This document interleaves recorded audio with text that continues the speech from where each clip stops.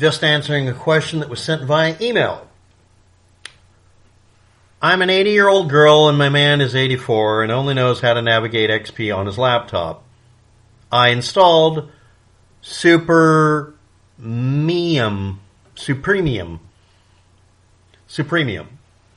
It stopped Google from changing the default search engine back to Google over and again. I took out Google and all the roadblocks. This is, of course, retyped from several paragraphs. Also, it's redacting some of the information.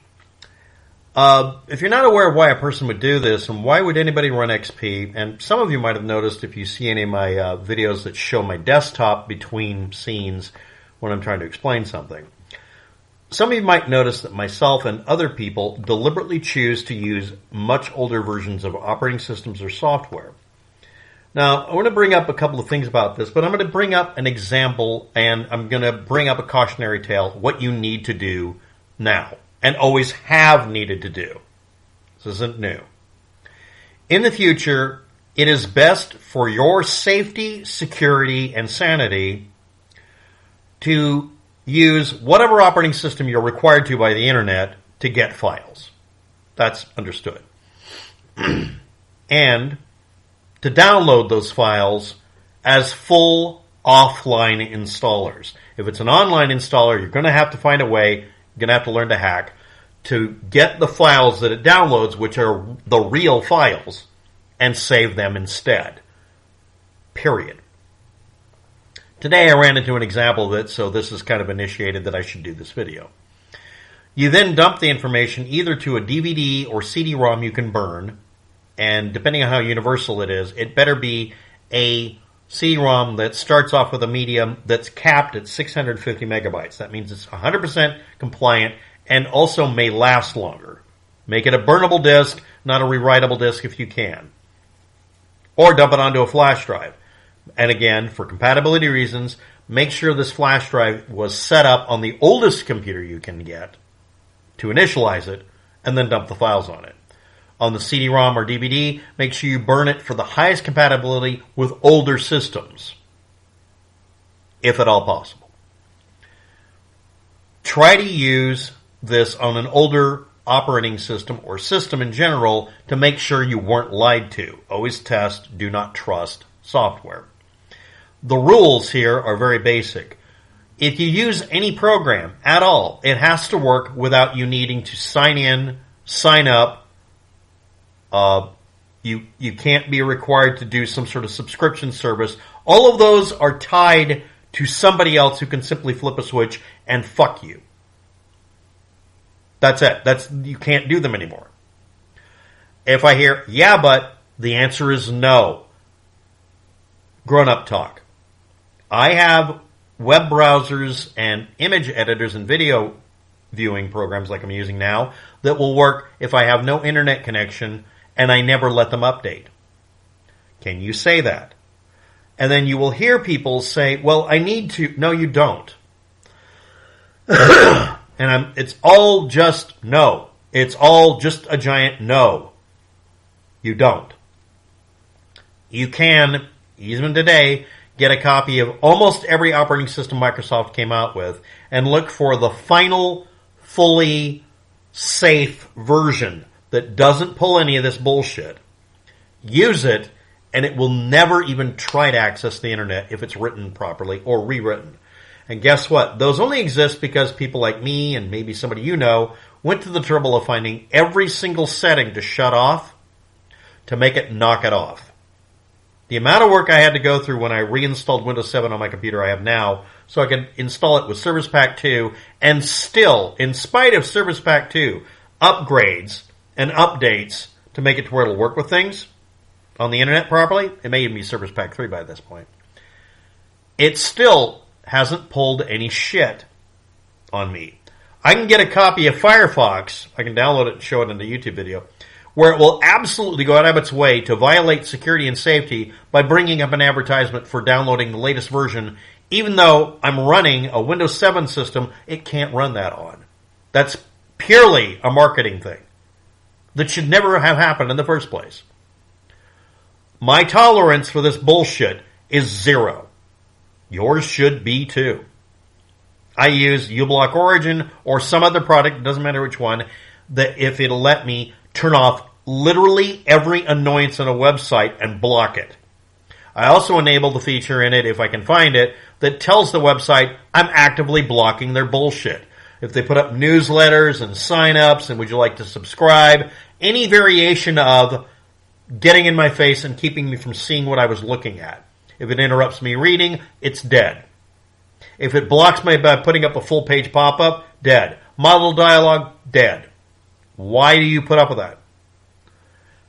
And immediately before you type, it's no, you don't.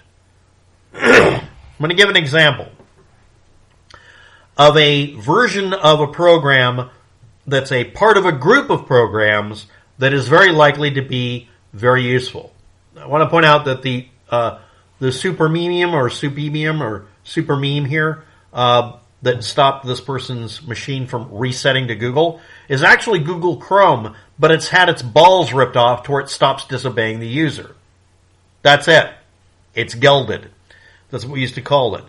We used to do that to Windows 95, 98, Millennium, all the different versions, including the ones that were obviously booby-trapped to make it to where you couldn't stop them. We took it out. Every single thing that Microsoft Corporation did to make the computer just a little more annoying, removed. We'd write scripts, pre-install scripts, hacks, to get it to where every install was absolutely unable to do any of this shit. Microsoft Corporation would, at the time, tell us as a computer shop that we can't do that. Except, we explained to them, we're not going to obey you because you can't do anything to us, because you won't. Number one. Number two, hiring private detectives is what they were doing at the time to screw people over. We would just declare that they were not allowed to enter the shop and say, yeah, you're trespassed. And that was the end of it. And what did we do on every computer? We install it using a pre-install kit. It would install with none of the crap installed, disable updates, and we dump updates on it only if they were perfectly usable. And we just kept a backup copy of everything. And then when things shifted over beyond that, and there were no more updates, we made a final version we burned, and we would hand it out to anybody who had a computer. The license key is your license. The disk isn't. We can make copies. That's why you can download these. Shops like ours, ignoring their demands. That's why. Because there was no point. It wasn't even pirate software. They just finally realized since we require a serial number, the disk itself is not a defensible item. That's some sort of legal term. But we're going to look at a good example here. Now, I'm running Windows 7, but this works for Windows 10 and below. The last supported Firefox release that was available in 32-bit and 64-bit version for Windows XP and Vista is what we're going to talk about. Now, the reason for this is several things. XP and Vista included subsystems that would let you run 16-bit, 32-bit, and 64-bit code.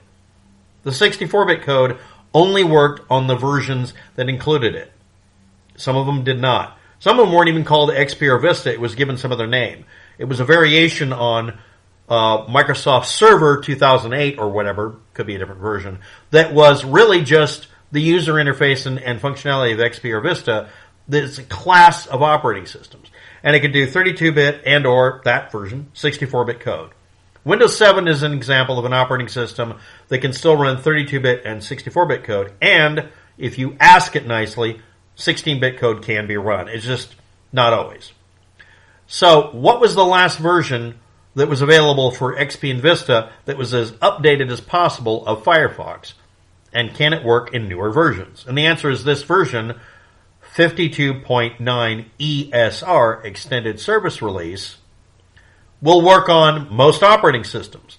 In fact, that version could work on older computers. The last version that totally functioned perfectly for Windows 95, 98 Millennium, because that's a whole class, and Windows NT 4.0, that's also part of it, in that era, is another version. And it's also ESR. Extended Service Release in Firefox speak just means the one that wasn't broken, all the others are broken. Sorry, but that's what it means. There's only a half dozen versions of Firefox that actually work. I did a video explaining that. And each of these ultimate copies is just the version where they weren't screwing around so much. You can find an installer version of the program, which is one where it integrates itself with the operating system, which means it's dependent on your operating system cooperating.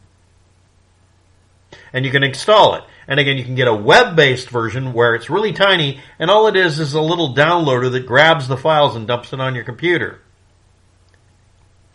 But both want to integrate it.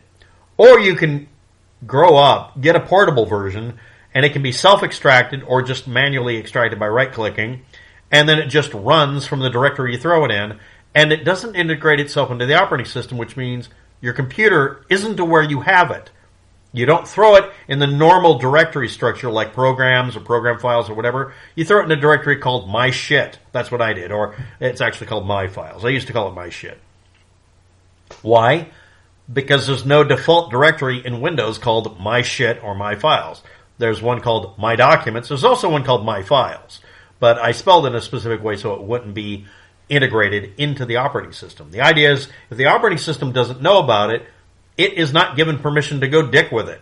If it's in a directory structure it even partially thinks it has rights to, it's going to set permissions and change things behind your back because someone at Microsoft Corporation had a shitty day and wants to piss off a couple of million people for fun. That's how it broke down. The portable version that can be extracted and just runs at portableapps.com/apps/internet/firefox-portable-legacy-52 has 52.9.0 as its default download. In fact, it's the only one there. There may be other versions. There might be altered versions. For an installer version, I do not recommend. You can go to ftpmozilla.org or oldversion.com and get these. And there are web versions of some programs. I never touch them. I will manually sit here and run the little web installer that's a couple of hundred kbytes that dumps everything into a temp directory. And then I'll find the exact moment to interrupt it, grab those files, copy them, don't move them, to a directory structure, and then cancel the install, and then clear out the temp directory and reboot and hope it didn't infect my computer. And then I'll look at the files it downloaded, which is the actual installer, and figure out, how do I modify this? 90% of software, when it's written, is portable, meaning it's not really designed to integrate itself.